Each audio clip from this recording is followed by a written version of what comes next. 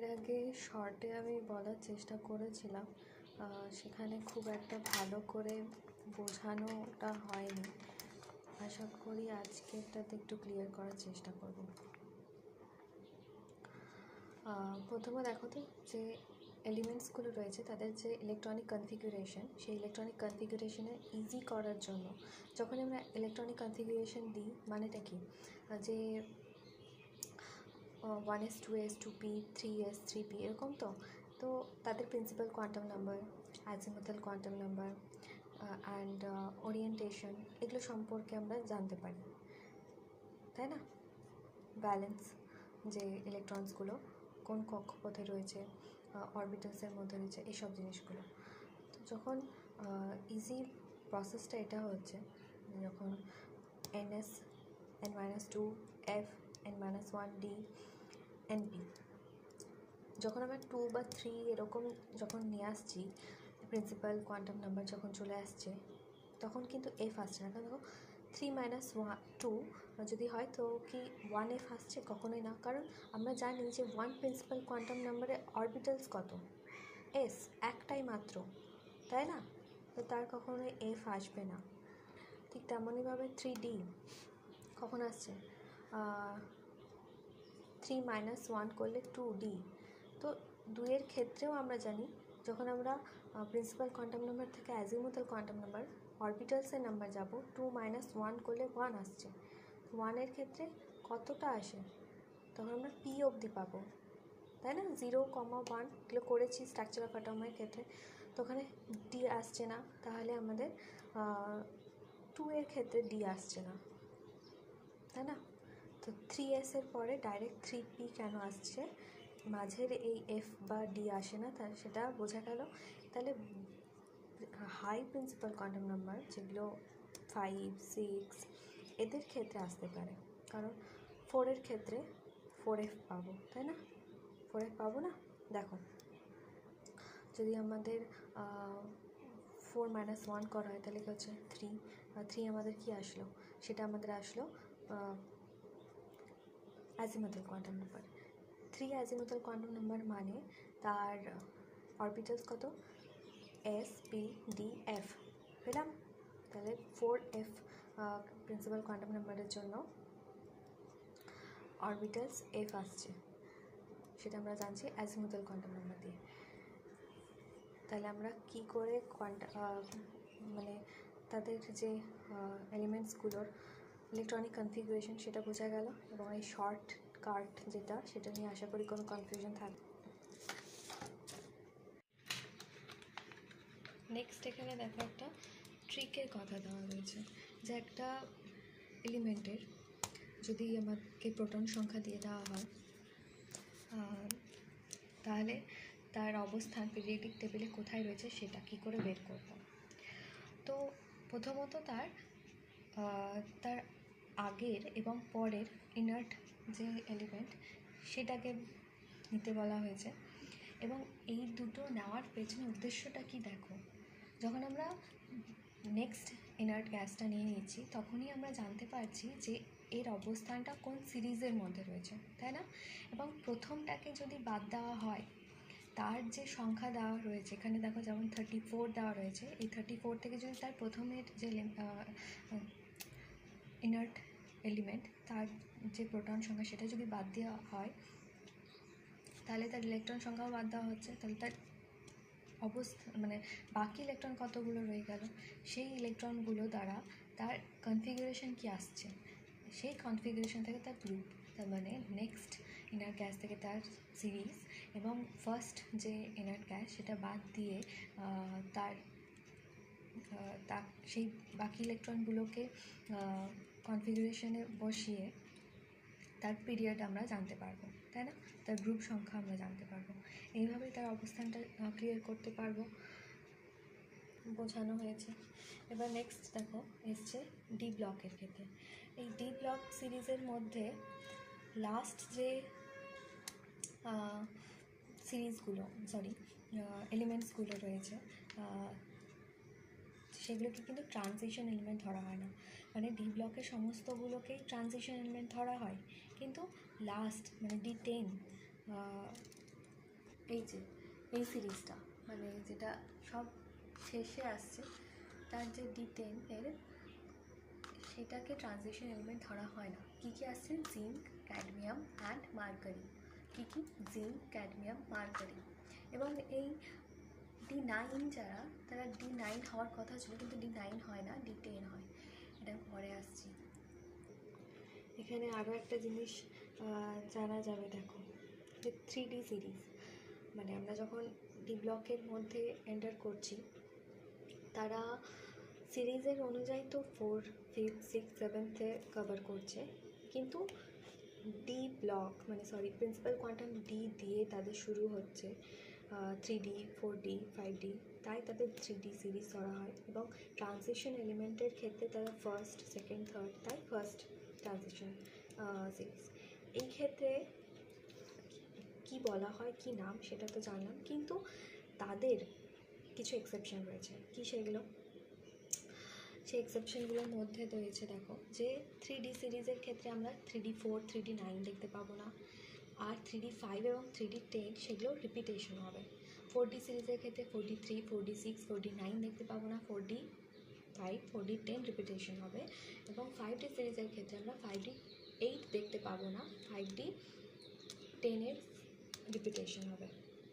ওকে, কি বললো যে এরা তো 10 হয়ে গেল, এরা 9 হয়ে যাচ্ছে।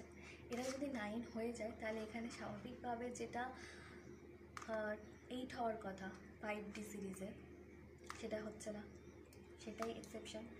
এখানে দেখো মূলত কিসের জন্য, যে তারা half field and full field configuration এবং এলিমেন্টগুলো তাদের ইচ্ছে মতো স্টেবিলিটি গেইন করার এই মানসিকতার কারণেই তারা তাদের কনফিগারেশন চেঞ্জ করে, তাদের ইচ্ছে মতো কনফিগারেশন চেঞ্জ করে স্টেবল হয়।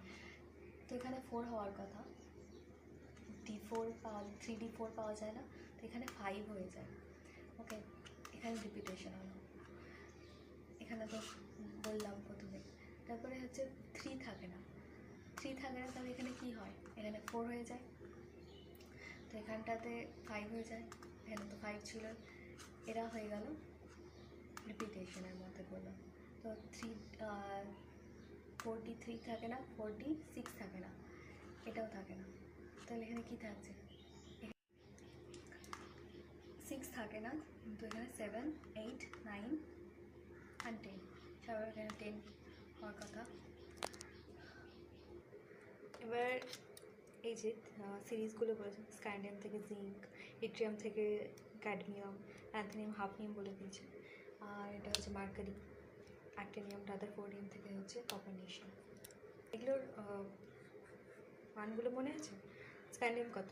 21, এটা কত হচ্ছে? ইট্রিয়ামের 39, এটা মনে আছে?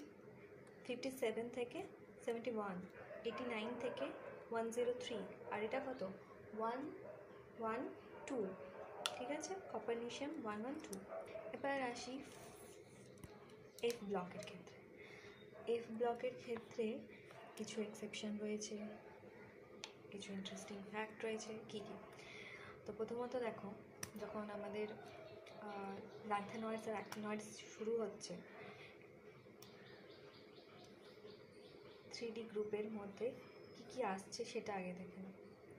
এটা নিয়ে একটু কনফিউশন এমন এক্ষুনি ক্রিয়েট হয়েছিল যে এরা লার্জেস্ট গ্রুপ কেন বলা হয়, কারণ এদের মধ্যে 28 এফ ব্লকস এলিমেন্টস থাকে, এদিকে নিজের 4টা থাকে। কী কী থাকে? ল্যান্থানয়েড আর অ্যাক্টিনয়েডস কিন্তু 3D গ্রুপের মধ্যেই থাকছে, ওকে, গণ্য হচ্ছে। তাহলে এই 4টে দিয়ে কতগুলো হচ্ছে? 32 এলিমেন্টস থাকে, সব থেকে বড় গ্রুপ পিরিয়ডিক টেবিলের। এবার যখন আমরা 4F আর 5F ক্ষেত্রে যাচ্ছি, তো অ্যাক্টিনয়েডসের ক্ষেত্রে 5F1, 4F0, 4F2 থাকছে না, অ্যান্ড এখানে 4F8, 5F8 দুটোতেই 8গুলো থাকে না, আর এখানে সাথে আর একটা জিনিস থাকে না, 5F5। কী কী থাকছে না তাহলে? 1, 2, 0 অ্যান্ড 8 দুটোতেই থাকে না, আর সাথে এখানে 5টা থাকছে না। ওকে, এক্সেপশনের মধ্যে পড়ছে। আর কী রিপিটেশন হয় এদের ক্ষেত্রেও 7 আর 14 এটা দুটো রিপিট হয়। আর্টসের ক্ষেত্রে ল্যান্থানয়েড 3Dতে চলে গেল। তো এখানটাতে বাকি সেরিয়াম, গ্যাডোলিনিয়াম, প্লুটোনিয়াম এদের কিন্তু ডি কনফিগারেশন শো করছে। তারপরে অ্যাক্টিনয়েডসের ক্ষেত্রেও অ্যাক্টিনয়েডে চলে গেল, এফ থাকবে না, কিন্তু এখানে থোরিয়ামের ক্ষেত্রেও এফ থাকছে না। আর প্রথমেই বলা হয়েছিল যে 1 থাকে না, এখানে 1 থাকে না, এখানে 2 আর এখানে 0। তো এখানে 2 থেকে শুরু হয়েছে। তো এখানে একটা জিনিস যে লক্ষ্য করার বিষয় যে ডি কনফিগারেশন সেটা থোরিয়ামের ক্ষেত্রে পাওয়া যাচ্ছে, প্রোট্যাক্টিনিয়াম, ইউরেনিয়াম, নেপচুনিয়াম পর্যন্ত পাওয়া যাচ্ছে, তাই না? এবং তারপরে প্লুটোনিয়াম আমেরিকামে নেই।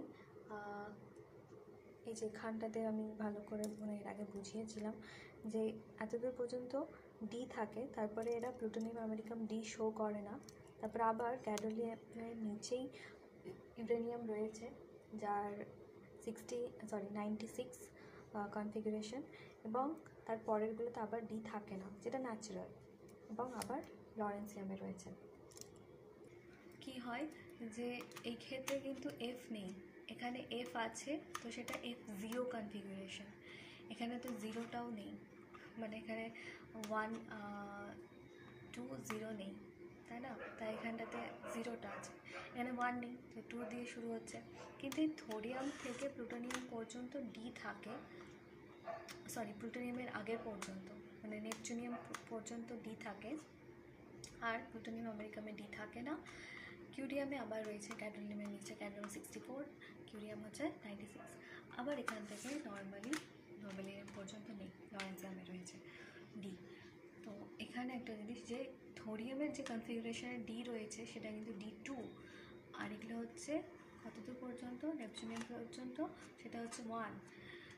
এখানে 1 থাকে, এখানে 1 থাকে, এখানেও যেমন ছিল তো 1ই ছিল, এখানেও কিন্তু 1ই আছে। ডিগুলোর কথা বলছি।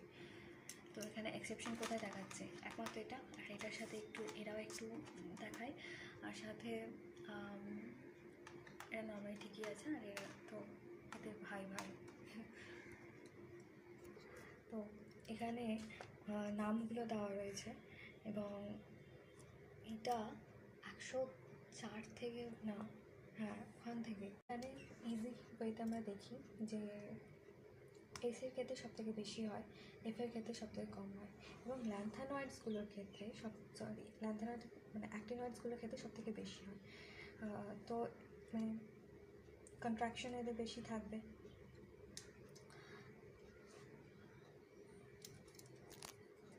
এখানে সেটাই বলা হচ্ছে যে যখন আমরা পিরিয়ডের ক্ষেত্রে আছি, গ্রুপের ক্ষেত্রে তাদের প্রিন্সিপাল কোয়ান্টাম নাম্বার কিন্তু একই থাকছে, এনটা, আর এদিকে ধীরে ধীরে বাড়ছে। তো এর উপর ডিপেন্ড করে স্ক্রিনিং এফেক্টের কাজ করে, এবং এইভাবে তাদের সাইজগুলো এদিকে ছোট হতে থাকে, এদিকে বড় হতে থাকে। দেখো এখানটাতে van der Waals, metallic radius, and এটা হচ্ছে কোভ্যালেন্ট রেডিয়াস। তো রেডিয়াস কার সব থেকে বেশি থাকে? রেডিয়াসটা বেশি থাকে ভ্যান্ডার ওয়ালসের ক্ষেত্রে, এবং সবথেকে কম থাকে কোভ্যালেন্টের ক্ষেত্রে। আর এখানেও সেই সাইজের ব্যাপারেই বলা হয়েছে, এখানে ট্রিক দিয়ে দেওয়া হয়েছে, এখানেও ট্রিক রয়েছে। কিসের? 3D series. আচ্ছা এইদিকে দেখো যে ডি ব্লক এর মেটালসগুলো যারা রয়েছে তারা কিন্তু অ্যালয় ফর্ম করছে, কিসের জন্য? Due to their similar sizes, আর এবং সাইজের যে ট্রিক সেটা বলছি। আর এখানে 13th যে গ্রুপটা, সেই গ্রুপের ক্ষেত্রে কে এক্সেপশন বিহেভিয়ার দেখাচ্ছে, নিচের দিকে তো আমরা জানি যে বৃদ্ধি পায়, কিন্তু এইখানটাতে গ্যালিয়াম, অ্যালুমিনিয়াম পরে গ্যালিয়াম এক্সেপশন দেখাচ্ছে, কিসের জন্য? যেখানে হঠাৎ বোধ হয় ডিফারেন্সটা 18 হয়ে গেছে, মানে 10টা ইলেকট্রন মাঝে এসে বসে গেছে। তো স্ক্রিনিং ইফেক্টের একটু চেঞ্জ বা গড়বড় হওয়ার কারণে এদের রেডিয়াস মানে সাইজের চেঞ্জ দেখা যায়।